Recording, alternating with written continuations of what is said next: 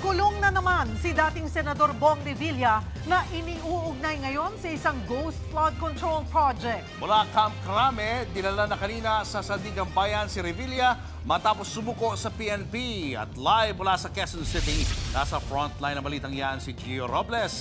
Gio, nasaan na ngayon si dating Senador Revilla? Guys.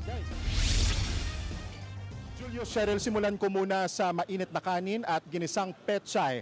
Ang ulam ngayong gabi sa hapunan ng dating Senador Bong Revilla at mga kapwa-akusado na nakakulong sa New Quezon City Jail Male Dormitory dito sa Payatas. Pero para sa legal counsel ng dating senador, dapat isaalang-alang ng korte ang kanyang seguridad sa pasilidad na ito ng BJMP. Kaya sa motion ng mga abogado ni Revilla, dapat raw o mas mabuti na lang ibalik siya sa PNP facility. Ramdam ang pagkabalisa ni dating Senador Bong Revilla nang dumating sa Sandigan Bayan pasado alas 10 ng umaga kanina. Halos hindi mapaghiwalay si Revilla at ang kanyang may bahay na si Cavite 2nd District Representative Lani Mercado. Bantay sarado si Revilla ng mga tauhan ng PNP-CIDG. Kusa siyang sumuko sa headquarters ng CIDG sa Camp Crame pasado alas 9 kagabi. Pagdating sa CIDG, dumaan si Revilla sa standard booking procedure tulad ng isang ordinaryong detainee. Kinuhanan siya ng fingerprints at mugshot pero di tulad ng sa mga karaniwang aresto. Hindi naglabas ang PNP ng anumang litrato. Sumailalim din si Revilla sa medical exam para masuri ang kondisyon ng kanyang pangangatawan. Alam mo naman, action star si sir, kaya very fit po siya. Kinaumagahan, mismong si DILG Secretary John Vic Rimulya ang naghatid kay Revilla sa Sandigan Bayan. He called me last night at mga 8 o'clock nung lumabas yung e-warrant.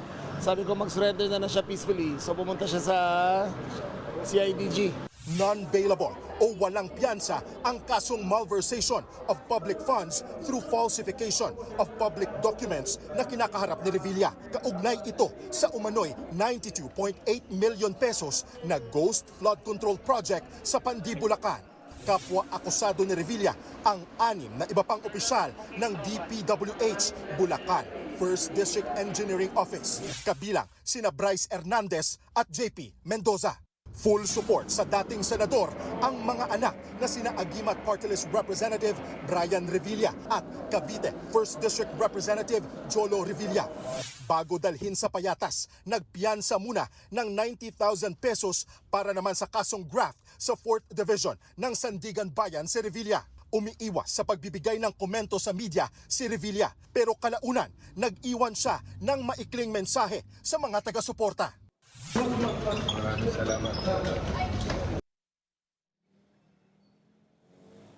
Julio, Cheryl, sa Biyernes, January 23, ang arraignment ni Revilla sa Sandigan Bayan at isasabay na rin dyan, diringgin ang motion to transfer ng kanyang kampo na ibalik siya sa PNP Custodial Facility. Pero ayon sa Sandigan Bayan, nauna nang nagsumite ng liham si Acting Police Chief Jose Melencio Nartate sa korte dahil nga sa dagdag gastos at dagdag na seguridad kung sakaling doon man idetene ang dating senador. Kanina nakapanayam din natin ang spokesperson ng Bureau of Jail Management and Penology ay sasailalim pa sa 7-day medical quarantine si Revilla at ang kanyang mga kapwa-akusado na sina Bryce Hernandez, JP Mendoza at 2 pang ibang opisyal ng DPWH. Magkakasama silang ika-quarantine at may posibilidad na after ng 7-day quarantine ilalabas na sila sa general population at pwedeng magkakasama sila sa iisang selda o magkakahiwalay. Ayon sa BJMP, nasa higit 3,000 ang mga PDL o persons deprived of liberty dito mismo sa New Quezon City Jail sa May Payatas. Balik sa inyo. Gio, nakita mo na ba ang magiging selda ni dating Senador Bong Revilla? Ano ba ang magiging itsura nito?